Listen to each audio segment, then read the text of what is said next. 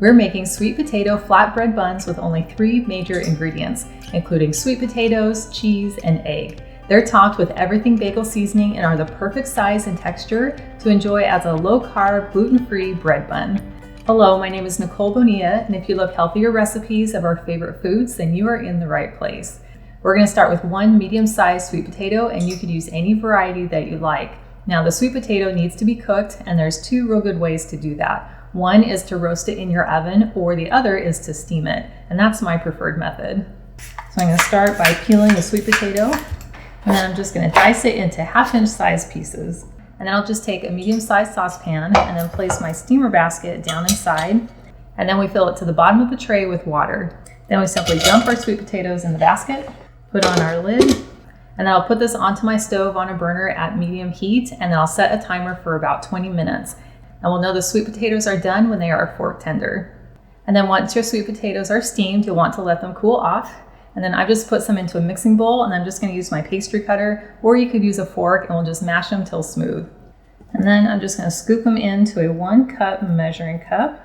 And then I have a little bit extra that I can save for later.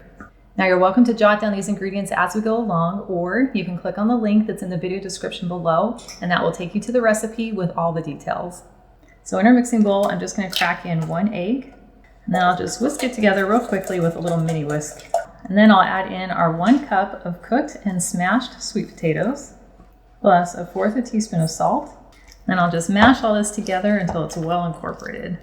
So I have a really important hack for incorporating the everything bagel seasoning into these flatbreads.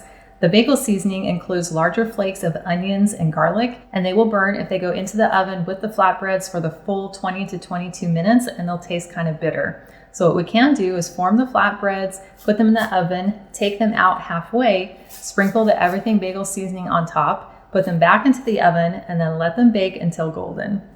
Or our second option is to use the same ingredients that are in everything bagel seasoning, but use them in the powdered form, using garlic powder and onion powder. Then we can mix it all together in our flatbreads, and they can bake with the flatbreads for the full baking time without becoming bitter.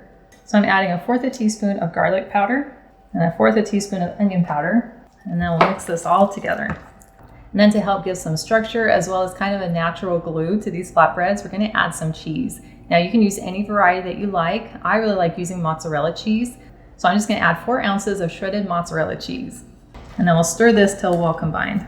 And then once it's all mixed together, we'll just kind of visually divide it in half, and then in half again to make our 4 flatbreads.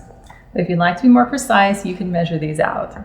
Now to bake the flatbreads, I'm just using a cookie sheet. I bind it with a piece of parchment paper, and this is different than wax paper. And then I'm just going to give it a really light little spray with some non-stick just to make sure they come off easily. And then I'll just drop one of my portions right onto my paper. And then using my spatula, I'm just going to spread it out into a nice round flatbread. And you can make these any shape that you like. You could go square or round or oval or freeform or heart, star, whatever floats your boat. You'll want to spread them out to an even thickness of about 1/4 inch, and I like to make them just slightly thicker around the edges. Now, if you could use more healthy inspiration on a regular basis, I invite you to join my email list. All you have to do is click on the link in the description below, and that is the best way for us to stay connected. Now that these are all formed and I'm adding the individual ingredients that are in an everything bagel seasoning, I'm going to add the salt, poppy, and sesame seeds on top. So I'm going to start with just a little bit of some coarse sea salt, but of course you could omit this if you like. Now I'll sprinkle on just a few black poppy seeds, which add a little bit of flavor as well as a really cool aesthetic. And then to make them look even more like flatbreads, I'll go ahead and sprinkle on a few sesame seeds. Well, these look great, and they're ready to go into a 375-degree oven for about 20 to 22 minutes, or until the top starts to turn a really nice golden brown. Now again, if you're using the everything bagel seasoning, we didn't put any of the seasoning in with our batter. You would just form the flatbreads, put them in the oven, set your timer for 10 minutes, pull them out, sprinkle your everything bagel seasoning on top, put them back in the oven for another 10 to 12 minutes or until the top is golden brown. Well, here's our flatbreads out of the oven, and they look gorgeous. You can see how they've kind of flattened out, and they're nice and golden on top. Now you want to let them cool on your counter, and then they are ready to be enjoyed as a flatbread or loaded up as a sandwich. I have one here that I made earlier and allowed to cool, and these can be stored in the fridge for several days, and you can enjoy them cold or warm. You can make them into a sandwich, or I think they're super tasty as is. That is delicious. It has a nice firm texture like a flatbread, and it's just a little bit crunchy on the outside, but then soft on the inside. And I love the subtle sweetness of the sweet potato, and getting those bagel seasonings makes it taste even more like a bread option. Well, thank you so much for hanging out with me today in my kitchen. I've included a link to the full recipe, and it's in the video description below, which takes you to my website, gentletummy.com.